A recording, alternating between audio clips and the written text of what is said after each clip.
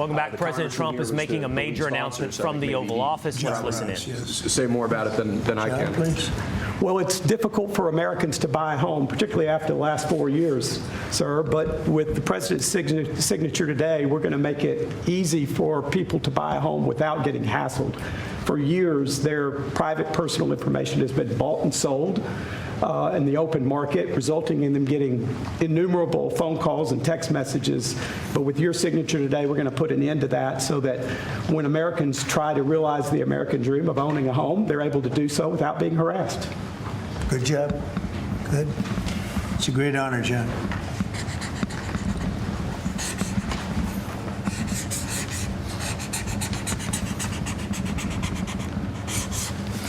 Okay, there it is. And that's going to help a lot of the homeowners of our great country. John, want to hold that? Sure. Thank you, John, very much. Thank you very much. Thank you very much.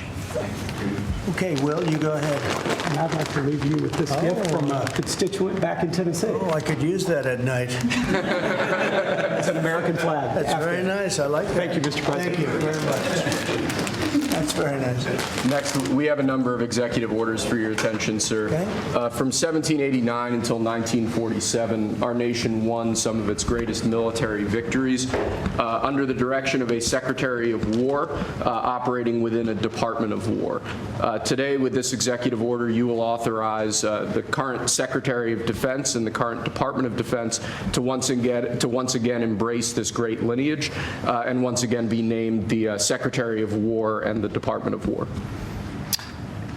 So this is something we thought long and hard about. We've been talking about it for months, Pete and I, and Dan. Dan came into the fold. By the way, a great general. He headed up the, I wouldn't call it an attack. I'd almost call that one maybe even more than an attack. What he did with Iran, you saw the success of that operation. It was perfect. In fact, this was sent to me by the great company that makes that particular B-2 bomber, and it was flawless. It was actually flawless. They flew for 37 hours back and forth, and there wasn't a bolt that was out of condition. There wasn't an engine failure. There was no problem.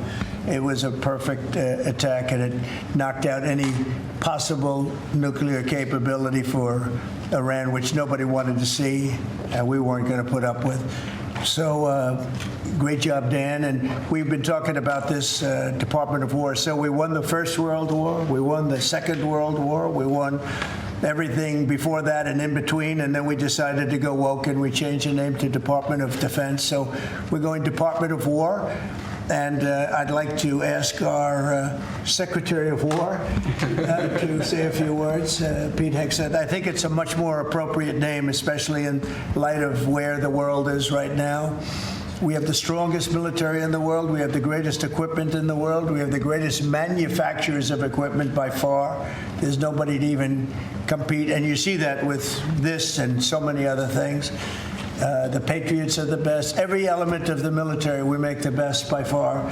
So, Pete, I'd like to ask you and maybe Dan Raisin Kane to say a few words, please. Mr. President, thank you. After winning a war for independence in 1789, George Washington established the War Department, and Henry Knox was his first Secretary of War. And this country won every major war after that, to include World War I and World War II. Total victory, Mr. President, as you said. Then 150 years after that, we changed the name after World War II from the Department of War to the Department of Defense in 1947. And as you pointed out, Mr. President, we haven't won a major war since, and that's not to disparage our warfighters, whether it's the Korean War, the Vietnam War, or our generation of Iraq and Afghanistan. That's to recognize that this name change is not just about renaming, it's about restoring. Words matter. It's restoring, as you've guided us to, Mr. President, restoring the warrior ethos, restoring victory and clarity as an end state, restoring intentionality to the use of force. So at your direction, Mr. President, the War Department is going to fight decisively, not endless conflicts. It's going to fight to win, not to lose. We're going to go on offense, not just on defense. Maximum lethality, not tepid legality. Violent effect, not politically correct. We're going to raise up warriors, not just defenders. So this War Department, Mr. President, just like America, is back. Thank you for your leadership and your clarity. We're going to set the tone for this country. America first, peace through strength, brought to you by the War Department. We're back. All right, thank you very much. Very well stated, and really it has to do with winning. We should have won every war. We could have won every war, but we really chose to be very politically correct or wokey, and we just fight forever. And then we'd, win, we wouldn't lose, really. We just fight to sort of tie. We never wanted to win. Wars that every one of them we would have won easily with just a couple of little changes or a couple of little edicts. I was told that ISIS would take 5 years to win, and Dan Kane, when I told him how long would it take, he said, I think about 4 weeks, sir. I said, what do you mean 4 weeks? I was told 5 years by the people in Washington. You know who they were? 5 years. I said, you can't do it in 4 weeks. I actually flew to Iraq to meet with him, and I met him at a big air base. And remember that famous day, right? It turned out to be a famous day for our country because you're now the head of the Joint Chiefs of Staff, which is the biggest deal. And he is, because he did things that everybody said couldn't do. So they said it was going to be 5 years, and he knocked them out in about 4 weeks total, 100%. We took over, and ISIS was gone, and pretty amazing. But we never fought to win, and now if we have to fight it all, we solved 7 wars. We have the one that I thought was going to be probably one of the easier ones, and that's with President Putin and Ukraine. And that turned out to be one that's a little bit more difficult, but the 7 are done. They were supposed to be much more difficult to solve. I solved every one of them, and we're going to get the other one done too. But it turned out to be a little bit more difficult than I thought, and it'll get done or they'll be held to pay. But because they're losing 6 to 7, it used to be 5. I used to tell you 5. Now it's almost 7. I guess 7,000 people last week. 7,813 people, young soldiers, died. Russian and Ukrainian, not American soldiers. But it's a shame. And it's just, they're human lives, and I want to see it stop. But General Kane's done a fantastic job. And again, defeated ISIS, which they said would take a long time. And it didn't take a long time at all, and did other things that people said really couldn't happen. We have the greatest equipment in the world. We have the greatest soldiers in the world. Dan, say a few words, please. Yes, sir. Thank you, Mr. President. It's a true honor for me today to represent the incredible men and women of America's Joint Force. Today and every day, the 2.8 million service men and women stand ready to fulfill our sacred duty to protect America at home and abroad. As the President said, America's military is the single most powerful fighting force in the world. The mission you and the Secretary have given us is clear and unambiguous: to deliver peace through overwhelming strength. And I remind everyone that the U.S. military can reach any adversary at the time and place of our choosing. Service to this nation is an incredible gift, and we're grateful and honored every day to do so. Thank you, Mr. President. Well, thank you, and it's an honor to sign this. And we will do that right now.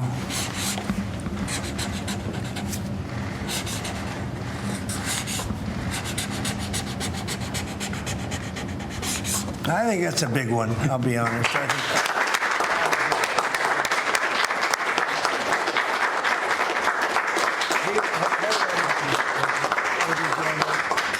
That's a big one. It's a big one, Mr. President. Do you have any questions on this subject? We're going to be discussing the G20 in a couple of minutes, but yes, please. Mr. President, right there. what gave you the idea for this rebrand? And a question for you, the newly minted Secretary of War. What message does this send to our enemies, to our allies, to the American people? And again, what gave you the idea for this rebrand at this moment in history, sir? I think it sends a message of victory. I think it sends really a message of strength. We're very strong. We're much stronger than anyone would really understand. And again, having the great equipment, we have just so much better. You look at all of the, just any of it, submarines as an example. We're 20 years ahead of anyone else. Nobody even compares. And I let a lot of this happen in my first term. We totally rebuilt our military. And then, of course, you had that catastrophe in Afghanistan where they gave up a lot of the equipment, but a relatively small amount, but a lot. It was a lot in Afghanistan. I think it was the most, General, I'd say it was the most embarrassing day in the history of our country, the way that happened, the way they went to the wrong airport. They should have gone to Bagram, not the local little airport with no security, with tight quarters, etc. You know what happened. I think it was the most embarrassing moment in the history of our country, frankly. That was under the Biden administration. That was terrible. And we were going to be leaving, but we were leaving with strength and dignity. We were going to keep Bagram because Bagram's 1 hour away from where China makes its nuclear weapons. We're going to have that all to ourselves, a big, beautiful place built many years ago from money that today would be the equivalent of, many, many billions of dollars. You couldn't build it. The longest runways, the most powerful runways in terms of load capacity. And we just walked away from it. So stupid. And they were fools. The people were fools. No, we have the strongest military, and I think that indicates we have the strongest military. And, we had it, and we won World War I, we won World War II, we won everything before, and as I said, we won everything in between. And we were very strong, but we never fought to win. We just didn't fight to win. We didn't lose anything, but we didn't fight to win. We could have won every one of those wars quickly, but they went a route that I think was probably politically correct, but not correct for our nation. So I think the Department of War sends a signal. Yeah, please. Mr. You alluded to this a little while ago, but you said that this rename is a, quote, a good reflection of where the world is at right now. How do you square naming it the Department of War when you've been pursuing peace in so many different parts of the world? Well, I think I've gotten peace because of the fact that we're strong. If we weren't strong, those 7 deals I told you about, the 7 wars, a majority of them wouldn't have happened. They happened for 2 reasons, trade and our strength. Those are the 2 reasons. And probably strength may be more important than trade. So if I was very proud of all those wars. Those were wars that could not be settled, and I settled all of them. And we'll get the other one settled also. That'll get settled. But without the strength, we wouldn't have settled any of them. Yeah, please. Mr. President, is it your expectation that Congress will codify this name change in the law? I don't know, but we're going to find out, but I'm not sure they have to. We're signing an executive order today, but we're going to find out. We're going to see. If they do, we're going with it, and we're going with it very strongly. There's a question as to whether or not they have to, but we'll put it before Congress.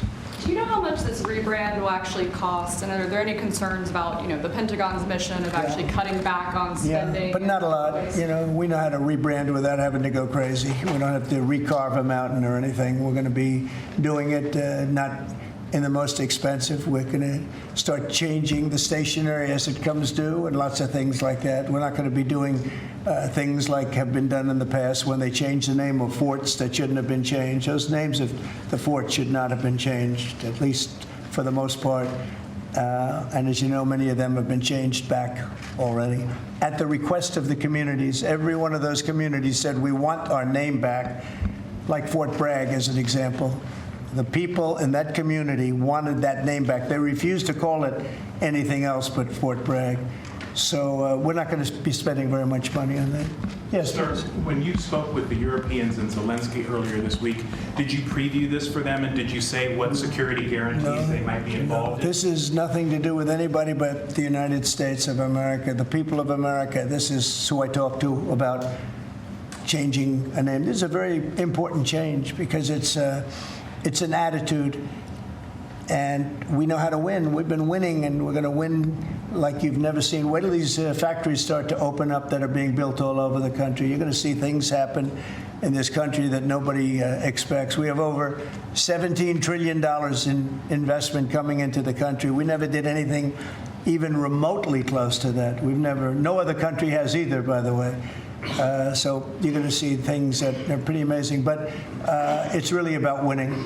And what about the security guarantees aspect of that with Ukraine, sir? Well, we'll work that out. We'll help them. Look, we want to save a lot of lives, so we'll do something with that. I think people expect that. We'll help them. Europe will be first in by far, and they want to be first, and they want to see it end. Europe wants to see it end. And it'll end. It'll end all of a sudden. It's going to come together. You watch. Yeah, did you want something? Right here. Yeah, behind you, please. Yes. Yes, sir.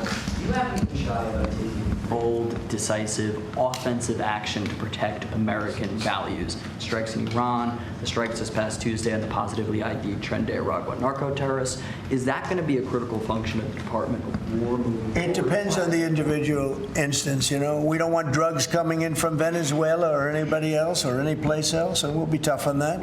And we don't want human trafficking. We don't want to see people coming in where they open their prisons from all over the world and they dump their prisoners into our country, which is what they did in the Biden administration, where they took insane asylums and places that held people that were seriously mentally ill, mentally incompetent, mentally dangerous, and they dumped those people into our country, and we're trying to get them out now.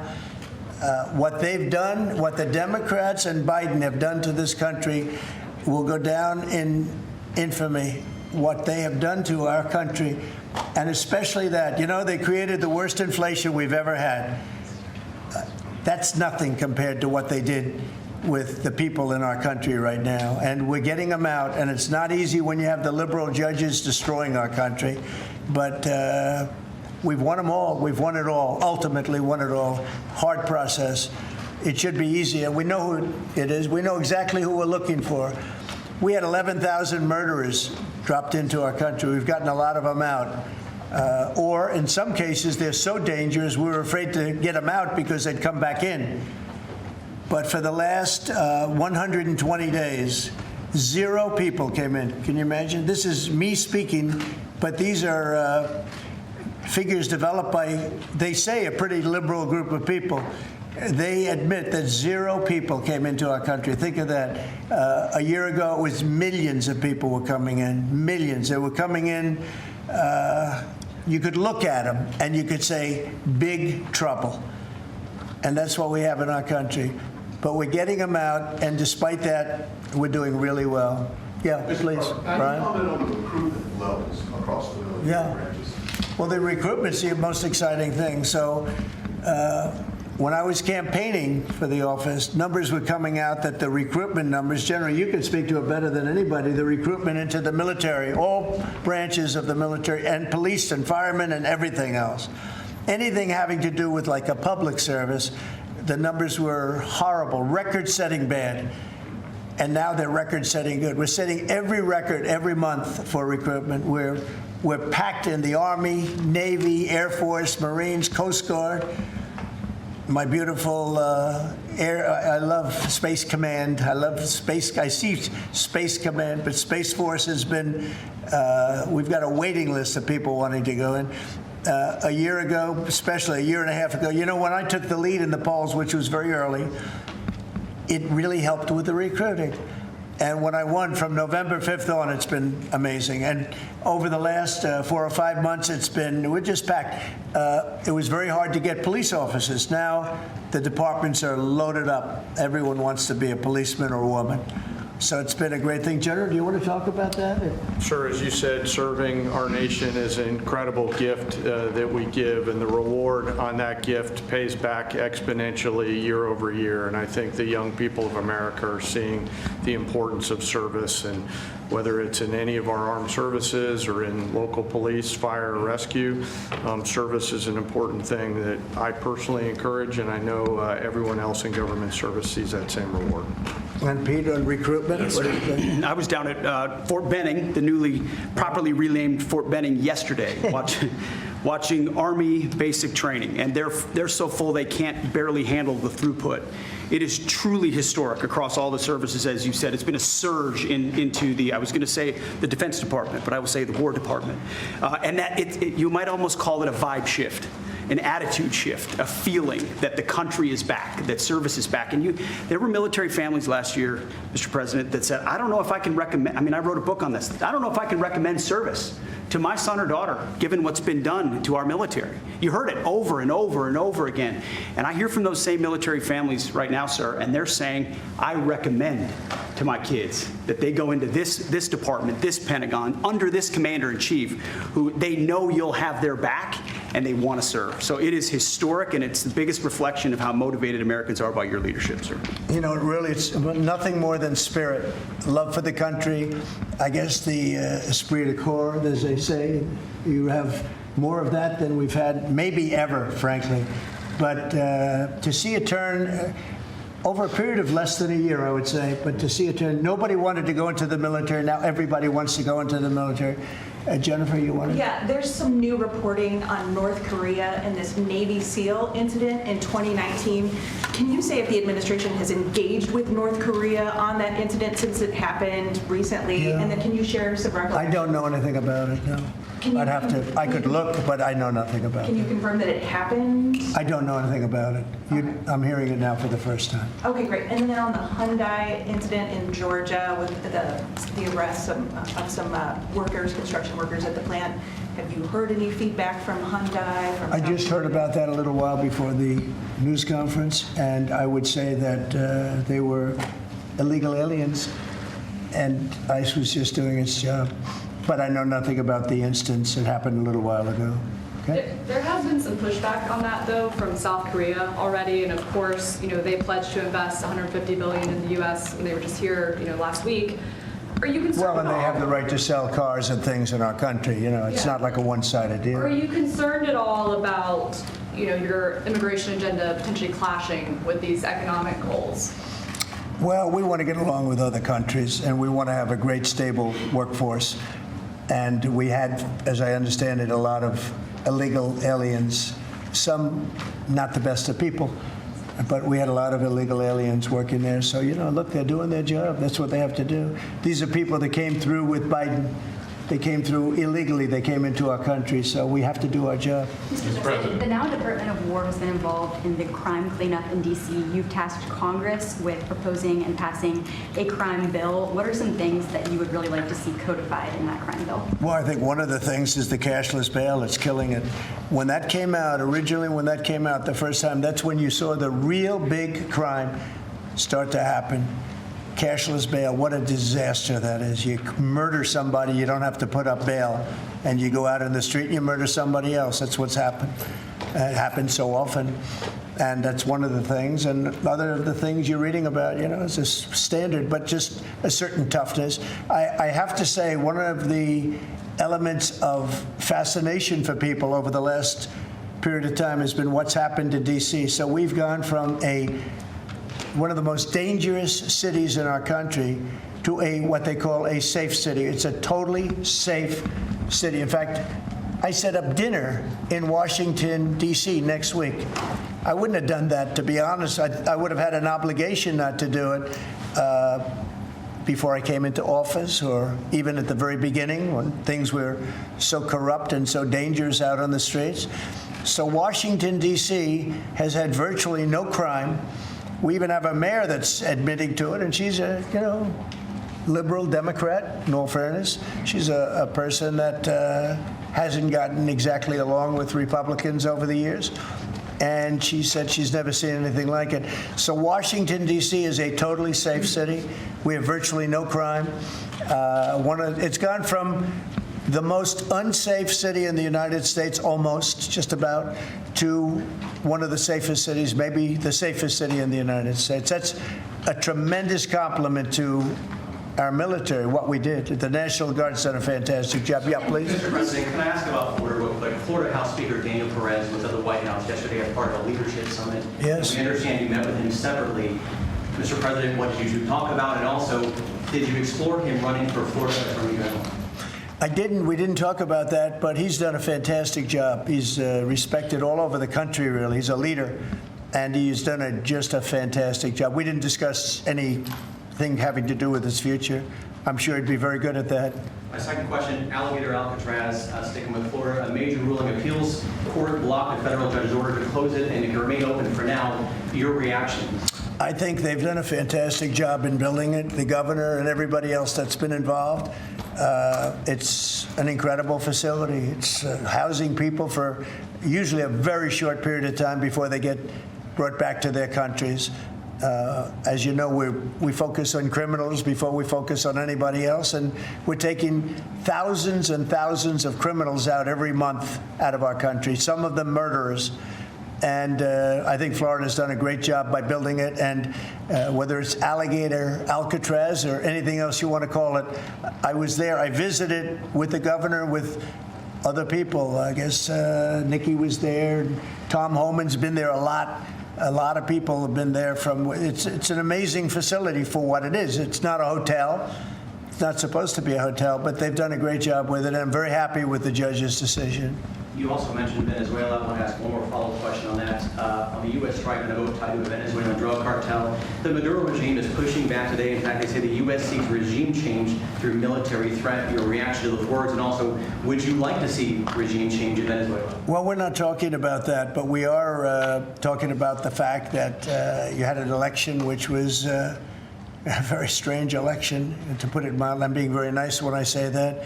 I can only say that billions of dollars of drugs are pouring into our country from Venezuela. The prisons of Venezuela have been opened up to our country. They've taken their prisoners, the worst prisoners, murderers, Tren de Aragua. The worst prisoners that you can ever imagine are now happily living in the United States of America. Now, many of them we've gotten out. It's not easy to get them out because of the liberal system that we're working with in many cases, not in all cases. But millions and millions of dollars and billions of dollars of drugs are pouring out of Venezuela and other countries. Look, China, what they're doing with fentanyl is a terrible thing. It comes through Canada and it comes through Mexico, but a lot of it's coming through Venezuela. Venezuela's been a very bad actor, and we understand that. And when you look at that boat, you see the bags of whatever it is there. Those bags what those bags represent? Hundreds of thousands of dead people in the United States. That's what they represent. Yeah, please. Mr. President, your reaction to the jobs report this morning? Well, I'm going to talk about that in a minute. We have our great people here, so I'll talk that in a minute. Let's talk about this. We'll give a couple of because these two people want to get to work on the Department of War. So let's keep them first. Mr. President, the DOJ is reportedly considering a ban on transgender people owning guns after the Minneapolis shooting. Do you think they should? Are we talking in the military? In general. Okay, I thought you were talking about in the military. I'll refer to that then differently. Because it's not a military question, I'll be able to pass on that very nicely unless you'd like to talk about it. No, Pete doesn't want any part of that question. Yes, please. Mr. President, who do you blame for losing India to China? In your post earlier today in the morning, you did put that out. I don't think we have. I've been very disappointed that India would be buying so much oil, as you know, from Russia. And I let them know that. We put a very big tariff on India, 50% tariff, very high tariff. I get along very well with Modi, as you know. He's great. He was here a couple of months ago. In fact, we went to the Rose Garden, and the grass was so soaking wet. It was such a terrible place to have a news conference. I said, well, let's use a beautiful white stone emblematic of the White House, okay? And it's been very well received. But we had a news conference on the grass. That was my last news conference I had on the grass because everybody sunk in. You probably sunk in. Every reporter out there, they ruined their shoes. We made that change. It's been a really well-received change. Yeah, please go ahead. On Venezuela, you've sent F-35s down to Puerto Rico. You've sent naval vessels into the Caribbean. You're concerned about drugs being illegally sent into the United States. How do you describe this buildup, this situation? Well, I just think it's strong. We're strong on drugs. We don't want drugs killing our people. I believe we lost 300,000. You know, they always say 95, 100,000. I believe they've been saying that for 20 years. I believe we lost 300,000 people last year. I know families that lost their son.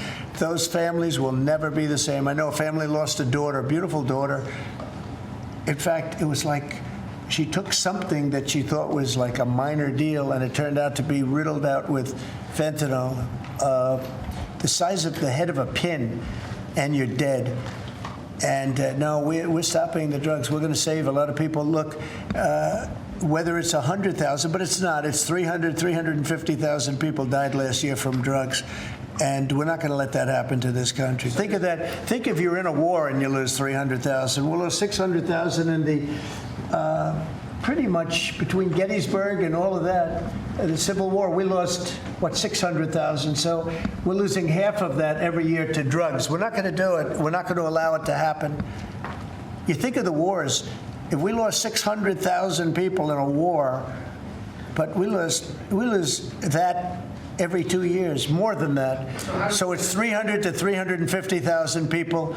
And when I see boats coming in, like loaded up the other day with all sorts of drugs, probably fentanyl mostly, but all sorts of drugs, and we're going to take them out. And if people want to have fun going on the high seas or the low seas, they're going to be in trouble. I will tell you, boat traffic is substantially down in the area that happened. And they called it the runway. It's a runway to the United States.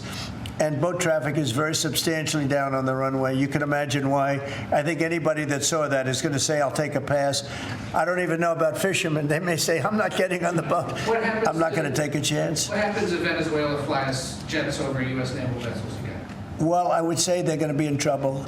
We'll let them know about that. We heard that happen, but it wasn't really over, not like they described. But I would say, General, if they do that, you have a choice of doing anything you want, okay? If they fly in a dangerous position, I would say that you can, you or your captains can make the decision as to what they want to do, all right? Sure. Sir, How close did they get, we have Mr. one more. President? You said they didn't go over. Say it? How close did they get? You said the planes did not. Well, I don't want to talk about that, but if they do put us in a dangerous position, they'll be shut down. Thank you very much, everybody. So we're going to now cover the G20, and I'm going to let these people go back to the Department of War and figure out how to maintain peace. Okay? Thank you very much. Thank you very much. Congratulations, General. Thank you very much. Appreciate it. Great job. Sir, just before G20, we do have one more EO for you today. And I should also say that the Department of War EO that you signed was actually your 200th EO since you came back into office on January 20th. That's more than Joe Biden did in his entire term in office, more than Obama did in either of his 2 terms in office. So it's a momentous accomplishment, and congratulations. That's good, but Biden never signed one. No, yeah, you've done every one up in here. They've been signed by the auto pen, right, didn't he? So we really beat him by much more than you think. This, the 201st executive order, sir, this relates to hostages and wrongfully detained Americans. This provides a new legal mechanism to declare foreign countries to be countries that engage in those sorts of practices and gives your administration powerful tools to get American hostages out.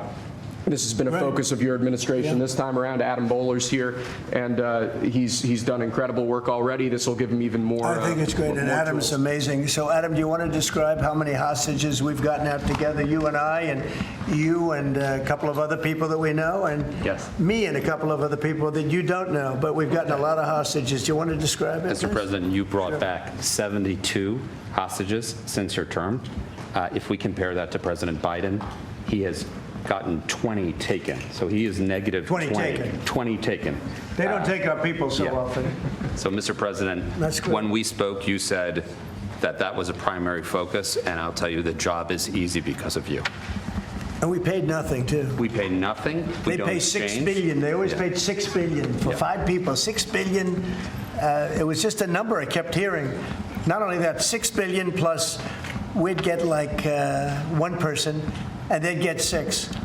They got one, the Prince of Doom, they call him. He was the #1 arms merchant anywhere in the world ever.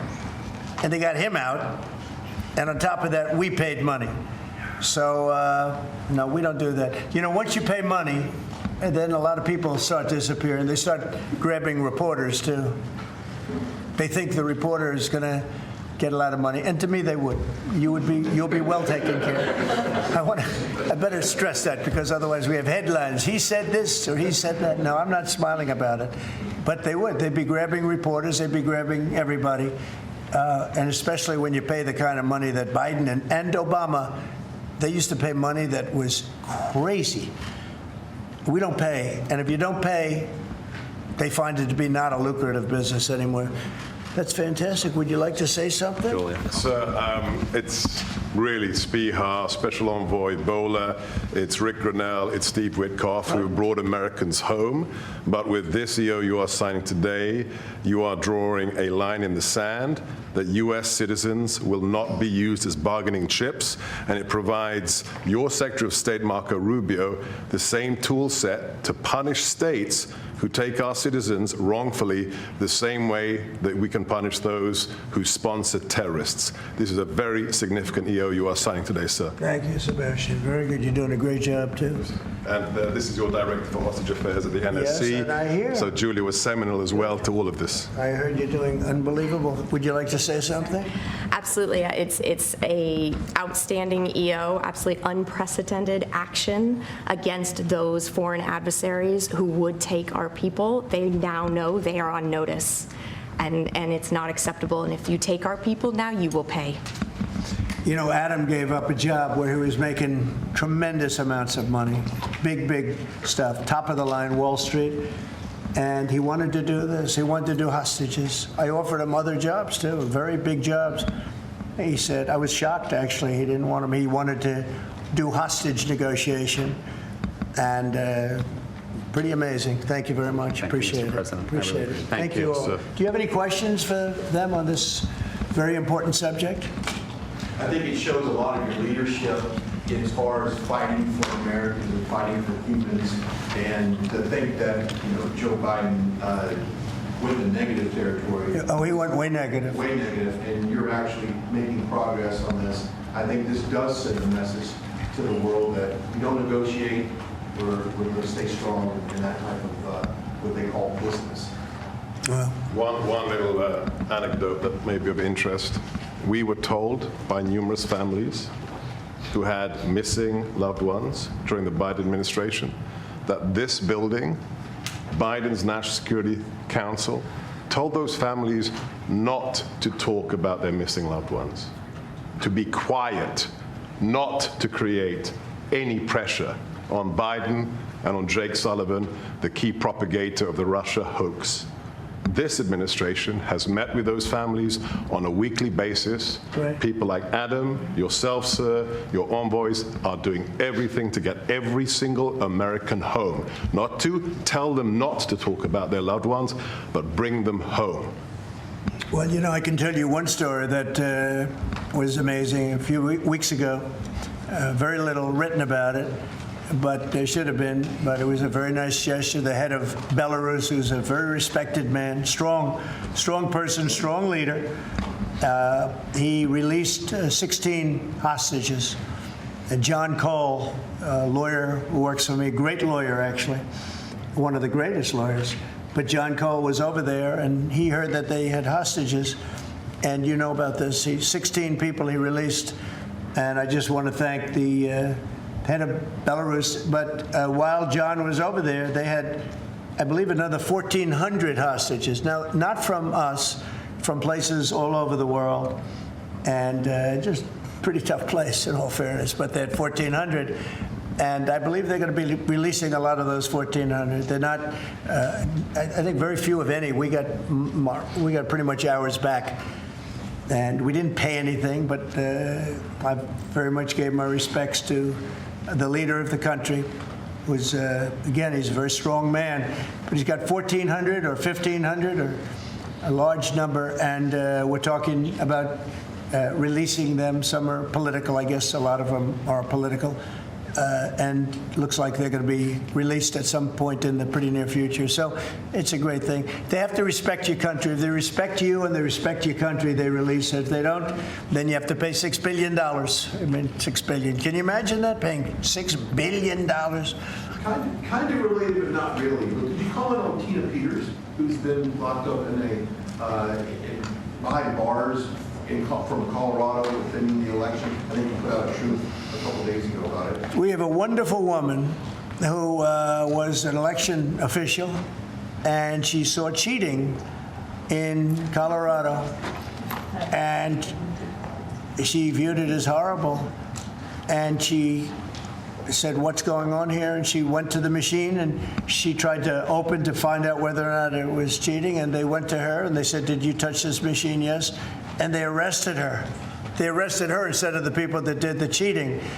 It's a state charge, so it's hard to do anything with, but we're gonna do something. What they did in Colorado, look, Colorado just went to all mail-in voting. That means they cheat. That's why they lost, that's one of the reasons, but that's a big reason why they just lost the whole Space Command situation that is going to Alabama. But when you have mail-in voting, you have nothing but cheating. But this woman is a real patriot, and they put her in jail for a long time. She's 72 years old, 73 years old, and she wanted to find out. She didn't do anything. She touched the machine. She looked at the machine. She's trying to find out what was going on. And they went and arrested her for doing that. And it was supposed to be the other way around. I'm glad you brought that up. They should let her go. Let her out. Thank you. Yeah, please. This isn't really a subject that gets talked a lot about, Mr. President, but what about your team's strategy has made them so effective at getting a record amount of these hostages? Many of whom have been forgotten about home. I think they respect us. I think they respect us. They know we're not going to pay. Adam is a great negotiator. Steve Witkoff is a great negotiator. Seb is a great negotiator. They're all smart people. They're a little bit natural negotiators. Some people aren't good negotiators. Nothing you can do about it. And they're afraid of you, sir. Yeah, well, maybe. I don't know. I hope so, or whatever. We have the best. I'd like to say respect, but whatever it takes. Yeah. I actually say whatever it takes. But we've gotten a lot of people out, and we'll continue. We don't have too many in. How many are you working on right now? There's not a lot left. A handful. We got most of our people out. We got them mostly back. Mr. President, do you have an update on the negotiations to release the rest of the hostages in Gaza? We're in very deep negotiation with Hamas. We said let them all out right now, let them all out, and much better things will happen for them. But if you don't let them all out, it's going to be a tough situation. It's going to be nasty. That's my opinion. Israel's choice, but that's my opinion. They got to let them out. You got 20 plus you have about 38 dead people, young, beautiful, dead people. And I'll tell you, the parents want them every bit as much, almost more, than as if their son or daughter were alive. But you have many dead people that are coming out as part of the deal. It's 20 people, but I think of the 20, there could be some that have recently died, is what I'm hearing. I hope that's wrong. But you have over 30 bodies in this negotiation. Can you believe? I mean, we negotiate for people that are living here. We know that at least 30 people are dead, and we're negotiating to get them out. The parents want them back so badly, as if they were alive. Every bit as much. It's really pretty amazing. It's very sad. I'm in the middle of it. And I put out the other day, I said, we want all 20. We don't want two. I was the one with myself and my people, Steve Witkoff, and Jared Kushner was great on this. But they got a lot of people out. We got almost all of them out. They're down to 20. But Adam, we got like a tremendous number out. But I always said when you get down to the final 10 or 20, you're not going to get them out unless you're going to do a lot. And doing a lot means capitulation. That's no good either. It's a very tough situation. But I put out the other day, let them all out. Every single one. No more twos and ones. We'll give you one this week, and in 2 months we'll give you two more.